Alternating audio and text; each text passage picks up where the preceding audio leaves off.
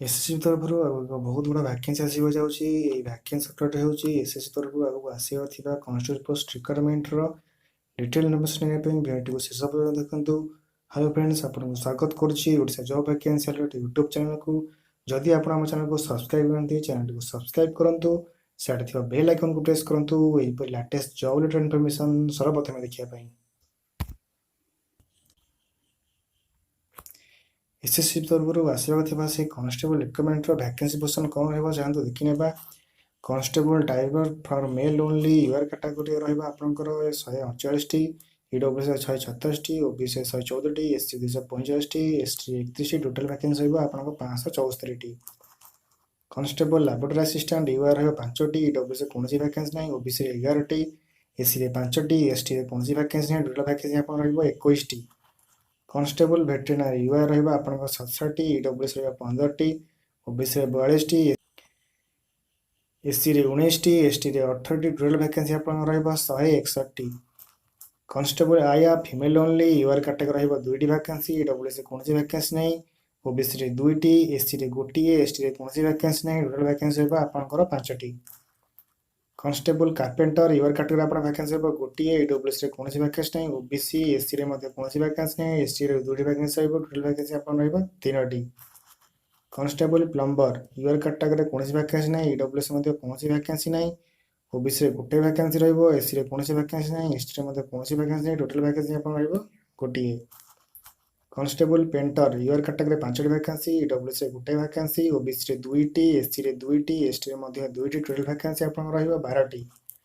Constable tailor UR category आप 11टी vacancy रहा, ईडब्ल्यूएस 2टी, ओबीसी कौन वैकेंसी ना, एससी 2टी, एसटी 5टी, टोटाल वैकेंसी आप 20टी।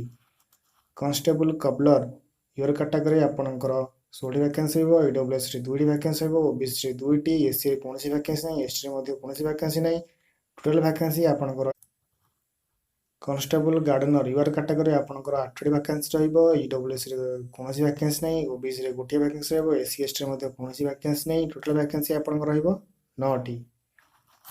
Constable cook male UR category आप 123टी वैकेंसी रहा, ईडब्ल्यूएस 23टी वैकेंसी रहा, ओबीसी 84टी वैकेंसी रहा, एससी 25टी, एसटी 21टी, टोटाल वैकेंसी आप 232टी। कॉन्स्टेबल फीमेल आपंकर यूआर कैटेगोरी 12टी वैकेंसी रहा, ईडब्ल्यूएस 2टी वैकेंसी रहा, ओबीसी 6टी वैकेंसी रहा, एससी 4टी वैकेंसी रहा, एसटी 2टी वैकेंसी रहा, टोटाल वैकेंसी आपंकर 26टी। Constable washerman male UR category आप 27टी वैकेंसी रहा, ईडब्ल्यूएस 7टी वैकेंसी रहा, ओबीसी 24टी वैकेंसी रहा, एससी 8टी वैकेंसी रहा, एसटी 26टी वैकेंसी रहा, टोटाल वैकेंसी आप 92टी। Constable washerman female UR category आप 14टी वैकेंसी रहा, ईडब्ल्यूएस गोटे वैकेंसी रहा, ओबीसी 7टी वैकेंसी रहा, एससी 3टी वैकेंसी रहा, एसटी 3टी वैकेंसी रहा, टोटाल वैकेंसी आप 28टी। Constable barber male UR category आप 28 वैकेंसी रहा, ईडब्ल्यूएस 5टी वैकेंसी रहा, ओबीसी 8टी वैकेंसी रहा, एससी 8टी वैकेंसी रहा, एसटी 26टी वैकेंसी रहा, टोटाल वैकेंसी रहा आप 75टी। कॉन्स्टेबल बार्बर फीमेल आपको यूआर कैटेगोरी 3टी वैकेंसी रहा, ईडब्ल्यूएस कौन वैकेंसी ना, ओबीसी 5टी वैकेंसी रहा, एससी 4टी वैकेंसी रहा, एसटी कौन वैकेंसी ना, टोटाल वैकेंसी आप 12टी। कॉन्स्टेबल सफाई वाला मेल आपंकर यूआर कैटेगोरी 35टी वैकेंसी रहा, ईडब्ल्यूएस 8टी वैकेंसी रहा, ओबीसी 31टी वैकेंसी रहा, एससी 9टी वैकेंसी रहा, एसटी 66टी वैकेंसी रहा, टोटाल वैकेंसी आप 99टी। कॉन्स्टेबल सफाई वाला फीमेल आपंकर यूआर कैटेगोरी 12टी वैकेंसी रहा, ईडब्ल्यूएस गोटे वैकेंसी रहा, ओबीसी 10टी वैकेंसी रहा, एससी 4टी वैकेंसी रहा, एसटी गोटे वैकेंसी रहा, टोटाल वैकेंसी आप 28टी। कॉन्स्टेबल वाटर कैरियर मेल आप यूआर कैटेगोरी 84टी वैकेंसी रहा, ईडब्ल्यूएस 10टी वैकेंसी रहा, ओबीसी 27टी वैकेंसी रहा, एससी 14टी वैकेंसी रहा, एसटी 6टी वैकेंसी रहा, टोटाल वैकेंसी आप 101टी। कॉन्स्टेबल वाटर कैरियर फीमेल आपको यूआर कैटेगोरी 5टी वैकेंसी रहा, ईडब्ल्यूएस गोटे वैकेंसी रहा, ओबीसी कैटेगोरी 3टी वैकेंसी रहा, एससी 2टी वैकेंसी, एसटी गोटे वैकेंसी, टोटाल वैकेंसी आप 12टी। कॉन्स्टेबल वेटर मेल आपको यूआर ईडब्ल्यूएस ओबीसी एससी कौन वैकेंसी ना, केवल एसटी गोटे वैकेंसी रहा, टोटाल वैकेंसी गोटे। वैकेंसी 10% रिजर्व रहा एक्स सर्विस मानक।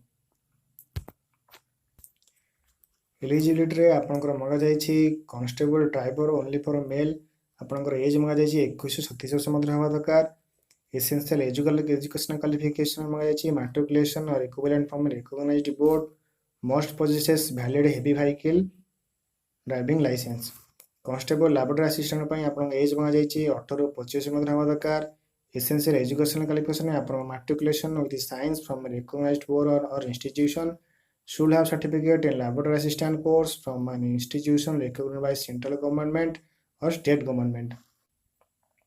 Constable veterinary आपन एज में जायछि 18 ରୁ 25 मध्य हवा दरकार essential education qualification रे आपनकर 10th और matriculation examination pass with science as main subject from a recognized board or university desirable 1 year experience in treatment of different species of animals in a recognized veterinary hospital. Constable आईआ for female only आपनकर age मगा जायछि 18 ରୁ 25 मध्य हवा दरकार essential qualification आपन matriculation with science for recognised board or institution possessing the first aid examination pass certificate from Red Cross Society or should be trained by 1 year experience in relevant field.